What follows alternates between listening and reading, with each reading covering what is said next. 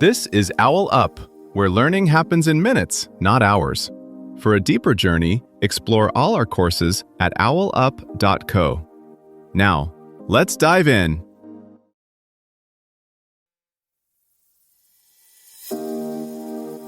Welcome to Chapter 1 of The Writer's Inner Odyssey.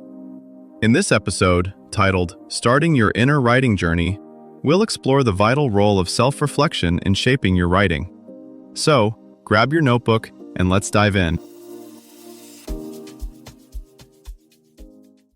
A brain scanner can often tell you're writing for yourself versus for others. Your storytelling network literally lights up more. Now picture your day. Emails, texts, to-do lists. So here's the puzzle. When does your brain actually get to hear your real inner narrator speak? Most of us only write when there's an audience, boss, client, teacher, timeline. That means your inner narrator is constantly squeezed into polite emails, tight word counts, and corporate tones. No wonder so many writers say, "I don't know what my voice is." It isn't missing, it's just never given a private room. Deliberate self-reflection is that private room. When you free write, journal, or simply narrate your day on the page, you're no longer performing. You're overhearing how your mind actually talks to itself, the phrases you repeat, the questions you obsess over, the moods you drift into. Think of it like turning down the city noise so you can finally hear the creak behind your house, quiet, specific, and unmistakably yours. This isn't about productivity yet. It's about learning the sound of your own thinking. So what actually changes when you start doing this on purpose, not just when you have time? That's where the research gets interesting. In one study, people who treated reflection like a daily appointment, not a mood, ended up producing not just more writing, but writing with more intricate sentences and bolder word choices. Another group, after 8 weeks of a brief nightly check-in on the page, reported feeling less stuck when starting new pieces. It's as if giving your mind a regular, judgment-free corner of the day quietly oils the hinges on every other door you try to open with words. Here's where this becomes more than a nice idea and starts to be a craft decision. When you sit down for those private pages, you're not just expressing yourself. You're running repeated experiments on 3 levers that shape voice: attention, selection, and stance. Attention. What do you actually notice first?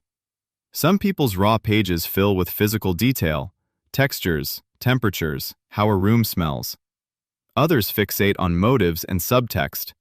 Some spiral into big questions. If you scan a week of entries and underline only the concrete nouns, you'll see your attention bias in action. That bias is a huge part of why your work feels like you. Selection. Out of everything you noticed, what did you bother to write down? 2 people can live the same afternoon. One records the barista's chipped nail polish, the other records the creeping dread before a meeting. Over time, those choices train your brain to retrieve certain kinds of material faster. That's part of why reflective writers show gains in linguistic complexity. Their mental inventory gets richer and easier to access. Stance. This is the angle you take toward your own experience. Do you default to irony, earnestness, sarcasm, curiosity, precision? Pay attention to your verbs and qualifiers.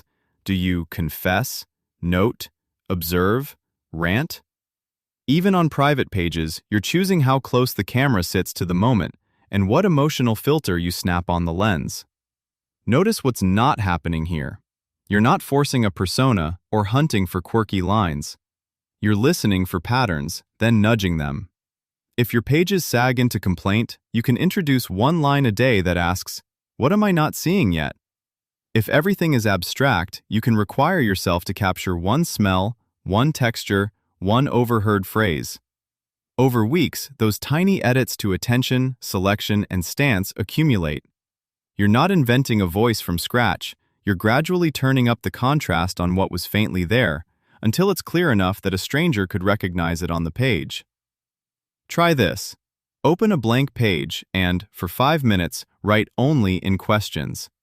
Not about life in general, but about the last 24 hours. Notice how quickly you slide from surface, "Why was the train late?" into pattern, "Why do I panic whenever plans slip?" You're not looking for answers yet. You're mapping where your curiosity naturally tunnels. Next day, do the reverse. 5 minutes of nothing but lists drawn from the same time span, snippets of dialogue, objects you touched, tiny frictions that snagged your attention.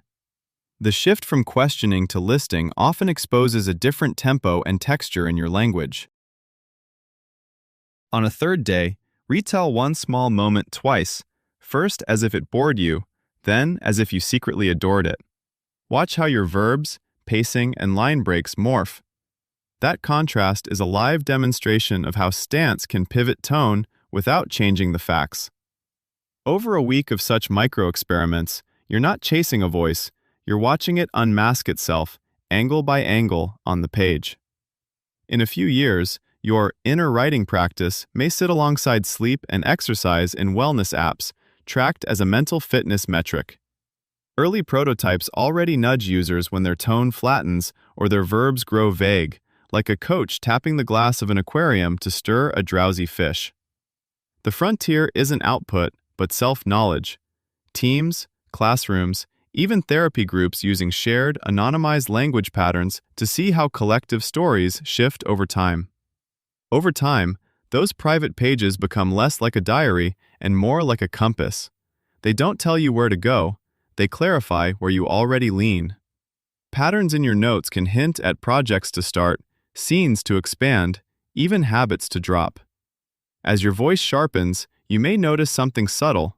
You feel less split between the self who lives and the self who writes. To go deeper, here are 3 next steps. 1. Pick up Natalie Goldberg's Writing Down the Bones and choose one prompt from the first 3 chapters to free write for 10 minutes, focusing specifically on the inner critic voice you noticed during the episode. 2. Install a distraction-free writing app like OwlUp or Focuswriter and schedule a 15-minute inner check-in session today where you type continuously about what my deeper self is trying to tell me right now, just like the guided inner dialogue exercise from the show. 3. Visit Insight Timer or YouTube and search Guided Meditation for Creativity. Try Sarah Blondin or Tara Brach.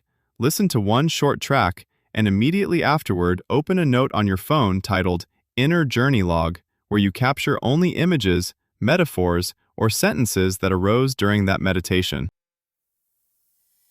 This was OwlUp, your daily step forward. To keep learning with structured courses and more insights, go to owlup.co. Until tomorrow!